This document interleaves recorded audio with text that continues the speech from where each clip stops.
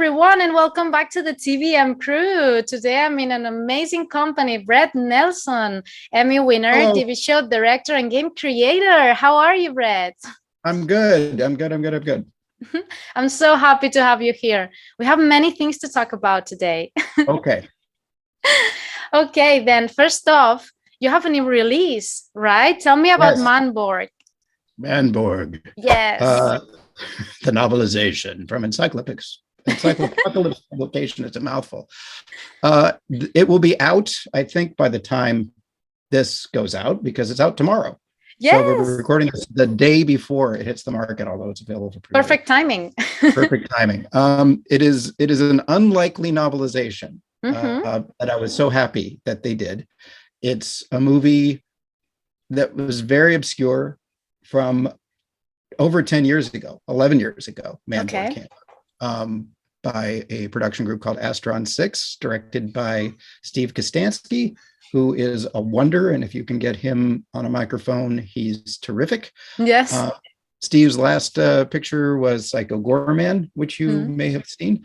And this was his first movie. And MANBORG he and his friends at Astron 6 grew up watching straight to DVD Charles Band movies and Dimension Films movies. So pictures like Robot Jocks and The Eliminators, and they were all low budget explosions, chase scenes, lots of David Carradine, lots of Barbara Crampton, lots of practical effects because CG hadn't been invented yet. And they've got their own feel. It's a genre inside of a genre. There's the horror movies as a whole, but the straight to DVD stuff was totally over the top, totally different. And the same way in the 70s, you would sell a movie based on the poster, because at a drive-in, as you were leaving, you're passing, I'm old enough to remember this, as you were leaving the drive-in, there was plywood, just big banks of plywood with the posters stuck on it for what was coming next. Yes. And as you're in the line, waiting your turn to leave, because there's a big line of cars going out of the drive-through, that was your preview of coming attractions, was looking at this piece of plywood with posters on it. And the hotter that poster was, the more you wanted to go see the movie, more so than the trailer. Okay. So that's, if you do a search for 1970s posters for monster movies, it's amazing artwork. It's amazing. For movies that nothing happens. There's a picture called The Monolith Monsters. And in The Monolith Monsters, mountains are toppling onto cities. The creature is a mountain. Stock shots of mountains and people screaming, and scientists in rooms saying, what are we going to do? Half the movie is scientists bickering about what to do. But the poster makes it look like the most exciting, amazing picture you will ever see. So I hit a wrong button. Okay. Getting back to the DVDs, it was the same for the box. The box was, you were walking around the video store, and they were called hot box movies. The box either had, it looked like the most passionate passion movie you would ever see, or the most violent cop movie you would ever see. And then you watch them, and it's, again, lots of people in a warehouse creeping around, or lots of people usually in a factory, lots of pipes, looked like Freddy Krueger's basement, people creeping around hiding from each other. Anyway, they decided they're going to make a movie at Astron 6. Up to then, they had only made trailers for movies that didn't exist. So they'd get an idea and say, that'd be really cool to make that, but we certainly don't have the money or the time to make a picture. How would we sell that to us? And they'd come up with a trailer idea, and they'd just make the trailer. So if you go to the Astron 6 website, you'll see like 20 trailers for movies that never happened, with terrific titles. Then they said, well, hey, if we're going to do like 10 of those, we can make one movie. So they made MANBORG. And MANBORG, how's this for, they had no budget. They had access to a green screen and compositing software, but they all were very good with practical effects. So they knew they could make the costumes. They knew they could do stop motion and compositing. They spent 2 years shooting on green screens on weekends, compositing it back into the picture, because if you don't have money, it's okay as long as you have time. Yeah, exactly. If you have the time, you get it right. And then if something's missing, you can, get that bit and put that bit in later. So finally, at the end of it, they had this picture about Earth going to war with hell. Yes. Hell winning. One of the soldiers is pulled from the battlefield and turned into a cyborg. Mm-hmm. He comes to and is forced into arena battles. In the arena battles against the forces of hell, he meets other fighters. They become like this little demon killer squad that then goes to take Earth back from the grips of the hellborn armies that rule it. Yes, it sounds like lots of fun. It's lots of fun, but they shot it for it was like $1,000 Canadian. They made this movie for. That's so impressive. Even in 2010, in 2011, that's not much. But what they had was passion and talent and time. Mm-hmm. So it looks like a movie. When you're watching it, the big shots are big. Yes. And there's good coverage all the way through, and the monsters are really cool, and the fight scenes are well choreographed, and the creatures are terrific, and there's lots of blood and beasts being torn to pieces and guys being tortured with devices, and it looks just like that when they're doing it. Yes. Oh, it's great. Just great. Did my heart good. Nice. So one of the people who loved this movie, and it's one of those movies where you'll mention it in a room of 20 people, and at least 3 of them will be like, oh my God, MANBORG. Oh, MANBORG. And the other 17 will say, what's MANBORG? You've either seen it and you love it, or you've never heard of it, and there's no middle ground. There's no middle ground at all. One of the people who loved it is Mark Miller, who runs Encyclopocalypse. Mm-hmm. And he had been wanting to do a novelization of MANBORG forever. Okay. I had already done a collection for Encyclopocalypse of just short stories. And then my next thing that I'm doing for them deals with a Poverty Row studio and low budget pictures. Yes. And it came up in the conversation about those stories that I'm writing. Have you ever seen MANBORG? And Mark said, he wanted to write the novelization, but he never found the time. And he said, what happens if you don't do that, would you mind taking a swing at MANBORG? And so I talked with Steve Kostanski, the director, and I wrote like the first 2 or 3 chapters for Mark just to say, is that going to work? And then it went. So it's a very, a straight to video, very low budget, obscure film, first time out of the gate, that people just really love, that exists because it's good enough to stay alive. This is a movie that could have easily just drifted into obscurity. Yes. But it was by sheer force of will from the filmmakers, and then sheer force of will from the fans, that it keeps coming. Where's the Blu-ray? Every time there's a new way to distribute media, it comes up again, and they say, Blu-ray, we didn't shoot it high. We shot it on found items. It's not high res to begin with. Why is it going to be on a Blu? And it's on a Blu-ray. For its 10th anniversary, Raven Banner put it out on VHS. That was just like a couple of years ago. They put out a VHS copy that you can get on Raven Banner, and it's sold like crazy. That's awesome. I don't even know what they're playing it on. I don't know who's got a VHS player to play it.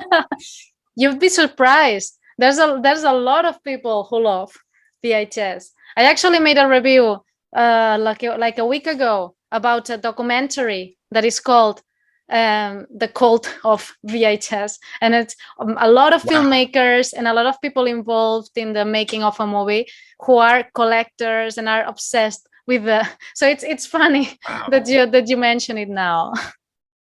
I still have, like, because they were so important when my son was growing up. I do still have like the big clamshell case Disney movies and things like that, and I still have all of my Godzilla VHSs from when I, but I'm I'm archiving them. It's not because I'm playing them. It's because every time I think I'm going to get rid of this, I hold it and the memories come and now you put it back down again. But I don't have any means to play them. I couldn't. Yeah. I would have to send them to a duplication house. Well, you can always look for these apps who people reselling things. I think they just jump from one person to another. I had a lot of VHS that when I was little that I watched that they were recorded. I record from when they were playing it on the TV. I don't know if you, well, I guess you know Asterix and Obelix, you know? Oh yes, absolutely. Yes, and I had and they're very funny. I wish they would have been more popular in the States because they're very good. Asterix is so funny.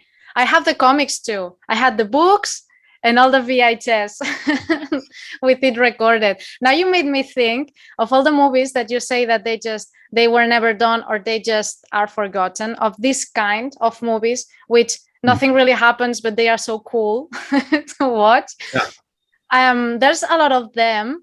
I don't know if you've watched this kind. Maybe I'm too of a nerd, but there's this kind of the Attack of the Killer Tomatoes and and its sequel.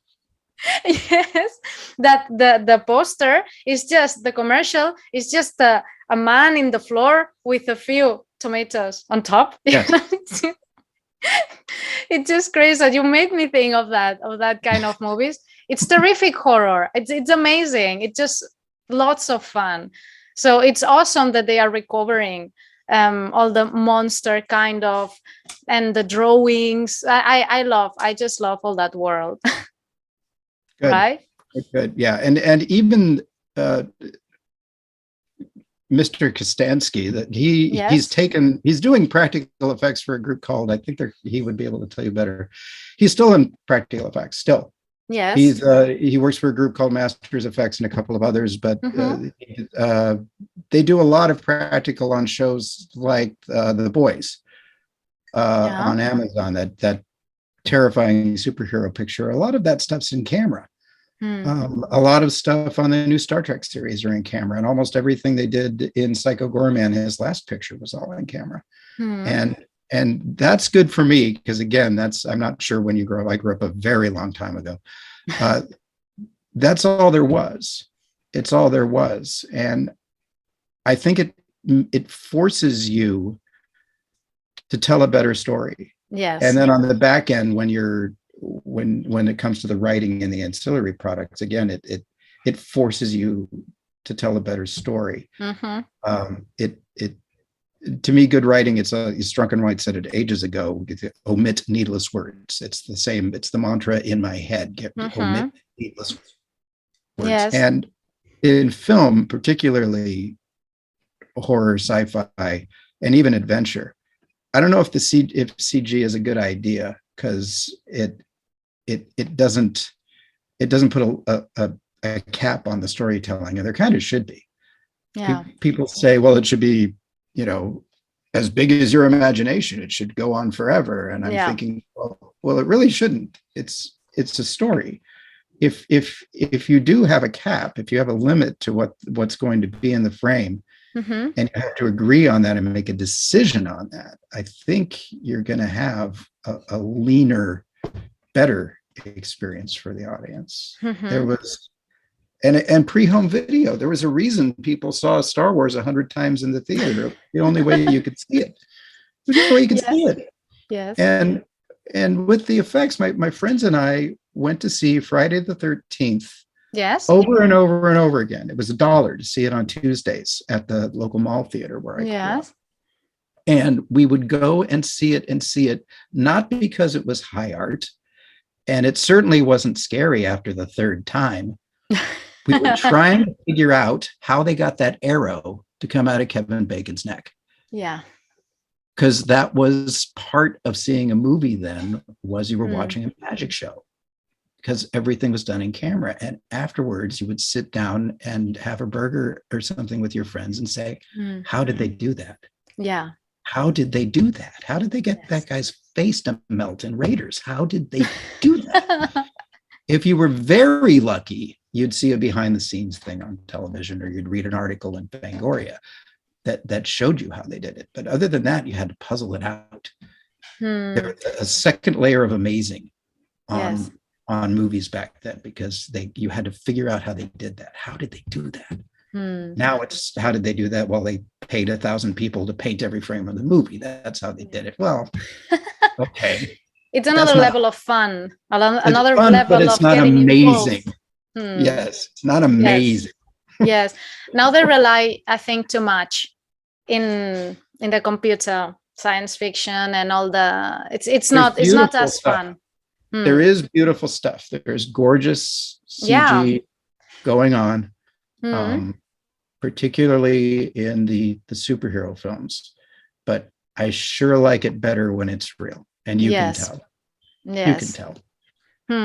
Absolutely. The early Star Wars movies still hold up. If you watch the second trilogy, I don't think the effects hold up as well as they did in the original. Yes. And that's just me. That's my aged thought. It's not the same spirit. It isn't. And if you build a beautiful model and of an X-Wing, and you light it well and you film it, that's always going to look good. It's always going to look good. Yes. Because it looked good. It's not going to age out because rendering technology got better. Yes, absolutely. That's your trap in the CG world. Well, and also they leave more room for imagination. It's not, sometimes when they give you too much, then you don't enjoy it that much.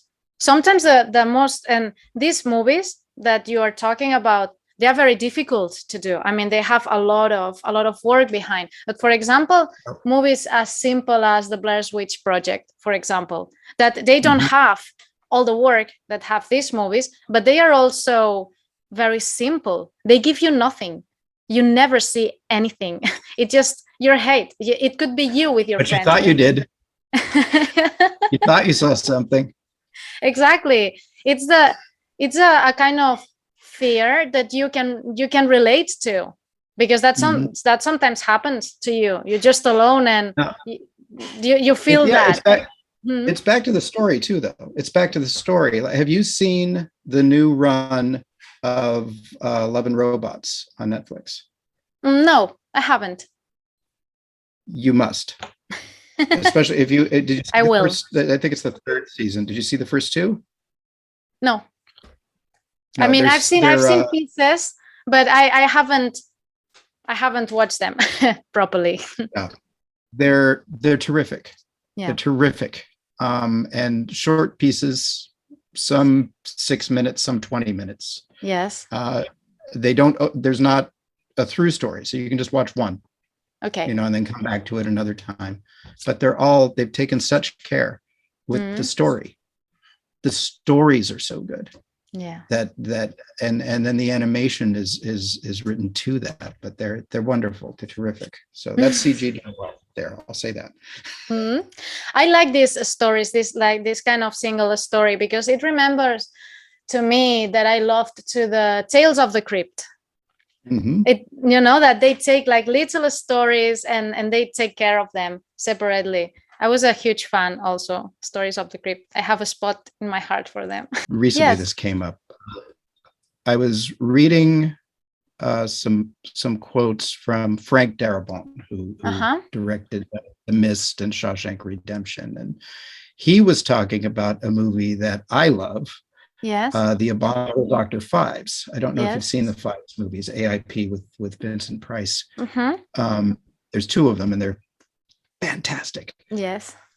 He said, when you are somewhere between 13 and 16, you will see a movie or a TV show that will affect your developing brain so much that you will carry not only that movie, but what you experienced watching it through your whole life. And it makes it more than just a movie to you. The whole experience through which you saw it, what you ate, what you were feeling, who you were with, the smells in the room, whatever, you carried that whole chunk with you. And he's absolutely right. That may be your thing with Tales from the Crypt. It was certainly my thing with Dr. Phibes. That was when I stopped so much being about monster movies and being about horror movies as far as what I was taking in. Because it really got me. It was the first movie that just got me. Now that I'm older, I can see the camp in it. There was a lot of campiness to it, but it was so chilling, and the deaths. It was a 1-by-1 body count movie, and each one was a revenge plot. So this one's going to die this way, that was going to die that way, and they're all very calculated murders. And there are two, spoiler alert, but it was a 1975 movie, so I don't care. We had time. One where Terry Thomas is drained of blood, and the way they shot it is this giant syringe in his arm, and Vincent Price is just very slowly working this pump.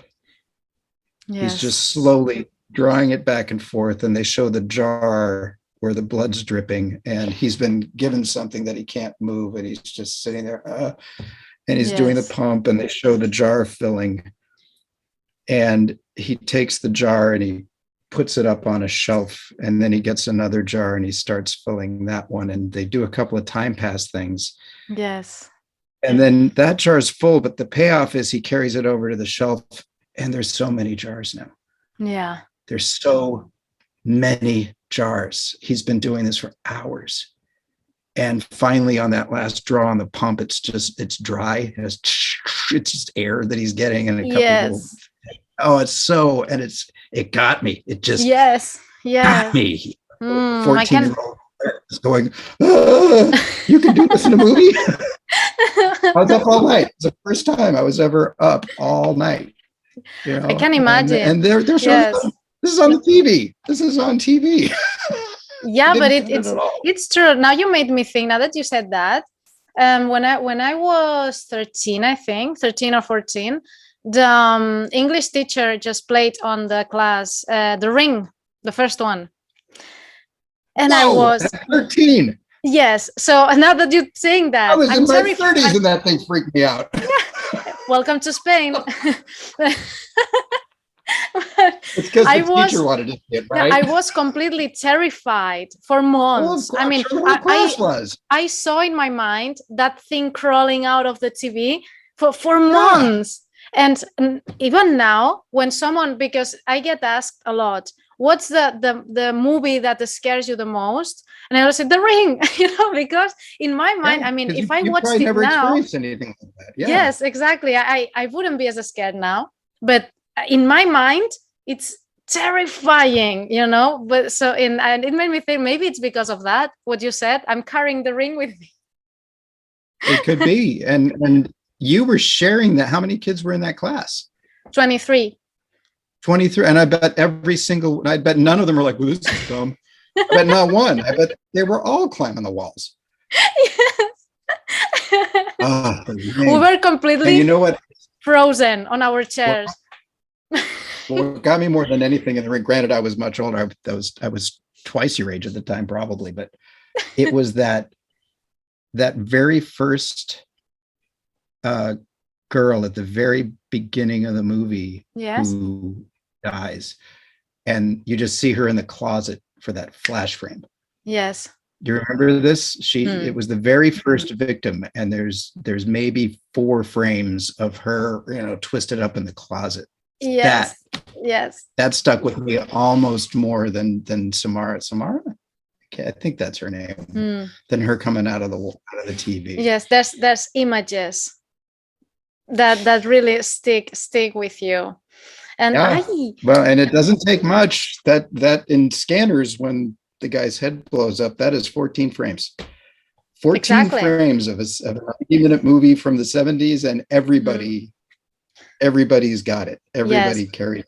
It's to get the perfect image, so you won't forget it. You need a very creative mind behind that. And we're running out of time. Where can people find your work? Already? Yes. Holy cow. We talked about movies and not the book. It's been like 40 minutes. 40 minutes already. Oh my goodness. We'll need more. We'll need more more video calls. That's all right. We can talk about MANBORG. The book is out now. You can get it anywhere there are books. It's in trade paperback. They're also doing the mass market paperbacks, the smaller versions like you used to get at the bookstores. They're doing one of those. Okay. It's on Kindle, so you can look at it electronically, and we're casting for the audio version now. So there'll be an audio book coming up. It's a whoosh of a book. You can read it in one sitting, probably. I hope that you will, because I tried to write it as a whoosh of a book. And I suddenly feel very rushed. See, this is what happens like when I'm writing on the computer instead of the typewriter. I get distracted and everything just I got too distracted. We got too distracted. We need typewriter mode. I think we do. Now, I'm trying to think of what else to promote. That's it. Yeah, if you go to Encyclopocalypse.com, if you look there, you can see all of their wonderful products and including mine. And they've got tons coming out. Well, we will link everything below so everyone can check it out. And well, do you have a final message for our audience? Oh, final message for the some audience. Wisdom for them. Some wisdom. This version of books for me is far more portable than any other version. Yeah. And this version of a book, when you've finished it, you can hand to somebody else. Yes. And then they can have it and enjoy it too, and pretend they're going to give it back to you, but they won't. They won't. You can't do this. Lots of lost books out there. Yeah, I'm a big fan of books you can hold and books you can smell. Me too. And you can hear the pages, and you need a light. That's all you need is a light. Yes. And even if you don't have a light. Maybe I'm so weird, but I smell the books. Oh, I will forward you a link to an article about why old books have that indescribable, gluey, dusty wonder thing that makes you tear up when you smell it. I will send you it. Okay. And then, well, I love talking to you. It was so fun, but we have to say goodbye. All right. Thank you so much for your time. We need to make another one. Yes. It will be. There will be a part 2. Yay. Okay. All right. Thank you very much.